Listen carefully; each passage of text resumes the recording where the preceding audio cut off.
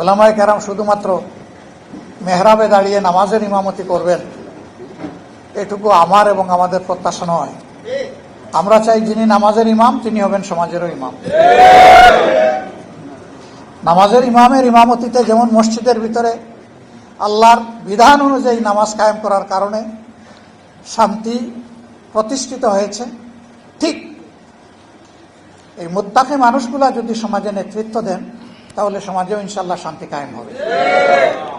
যে মানুষগুলা শুধুমাত্র আল্লাহকে ভয় করে চলবে, জীবনের প্রত্যেকটি ব্যাপারে অধীনস্থ এবং সহকর্মীদের ব্যাপারে ভীত সন্ত্রস্ত থাকবে। আমাকে হুঁশিয়ার করে দেওয়া হয়েছে, কুল্লুকুম রাঈ ওয়া কুল্লুকুম মাসউলুন আলা আন রাঈতিহি আন রাঈ, তোমরা সকলেই দায়িত্বশীল এবং তোমাদেরকে অবশ্যই আল্লাহ তাআলা কিয়ামতের দিন জিজ্ঞাসা করবেন তোমাদের অধীনস্থদের ব্যাপারে। যার দায়িত্ব যত বড় সমাজে তার জিজ্ঞাসাও হবে তত গভীর। এই ভয় যখন একজন মানুষের অন্তরে থাকবে, একজন ওয়ার্ড মেম্বার থেকে শুরু করে পার্লামেন্ট মেম্বার পর্যন্ত এই চরিত্রের মানুষ যদি দেশের নেতৃত্বে আসেন তাহলে আলহামদুলিল্লাহ আমরা যে মানবিক সমাজ আশা করি সেই সমাজ প্রতিষ্ঠিত হওয়া সম্ভব। এর বাইরে গিয়ে জ্ঞান বিজ্ঞান দুনিয়াবী যোগ্যতায় পারদর্শী দক্ষ লোকেরা সমাজ পরিচালনা করলে এবং তাদের অন্তরে সেই জবাবদিহির ভয় না থাকলে কি হয় তা তো আমরা দেখছি, নতুন করে তো দেখার কিছু নেই। আমার বলতে কোনো দ্বিধা নেই, শিক্ষিত সমাজের সকলে নয়, কিন্তু শিক্ষিত সমাজের একটা অংশের মানুষ যে ক্ষতি জাতির করে সারা সাধারণ দেশবাসী কোটি কোটি মিলেও সেই ক্ষতি জাতির করতে পারে না, এই যোগ্যতা তাদের নাই। কলমের কুচায় একজন মানুষের জাতির কিসমত যেভাবে ধসে পড়ে 1 কোটি মানুষ একত্রিত হয়েও সেই ক্ষতিটা করতে পারবে না। এই ক্ষেত্রেও উলামায়ে কেরামের বিশেষ দায়িত্ব রয়েছে জাতিকে জাগ্রত করা, সতর্ক করা।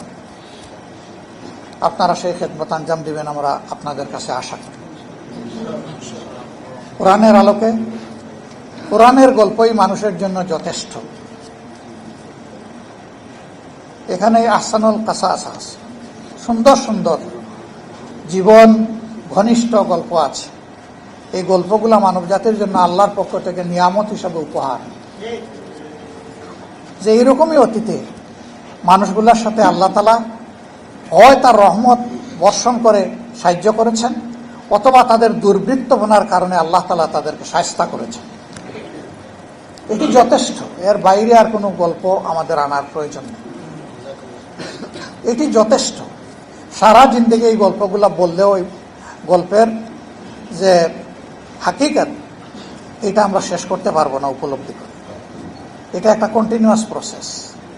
আল্লাহ তাআলা আমাদেরকে তৌফিক দান করুন। সাংবাদিক বন্ধুরা কষ্ট করে এসেছেন সকালবেলা, সাধারণত সারা রাত তারা কাজ করে আর সকাল 11:30 পর্যন্ত তারা বিশ্রাম নেন। আজকে তাদের বিশ্রামের সময়টা আমরা কেড়ে নিয়েছি। আমরা আপনাদেরকে বিশেষভাবে ধন্যবাদ জানাই এবং কৃতজ্ঞতা জানাই। এই জাতি গঠনে আপনাদের হাতিয়ারটা বড় শক্তিশালী হাতিয়ার। জাতির মানুষ গঠনের সিদ্ধান্ত গ্রহণে আপনাদের দিগদর্শন অতি প্রয়োজন। এই জন্য আপনাদেরকে বলা হয় জাতির বিবেক, অর্থাৎ নিজের প্রজ্ঞা দিয়ে জাতিকে চাবুক মেরে আপনারা বিবেক জাগিয়ে দেবেন। এটি আপনাদের কাছে আমরা প্রত্যাশা করি। মিডিয়াকে বলা হয় জাতির দর্পণ, সমাজের নিখুঁত চিত্র ভালো মন্দের, যার যেটা পাওনা কালো অথবা সাদা সেটা আপনারা তুলে আনবেন, এটা আমাদের প্রত্যাশা।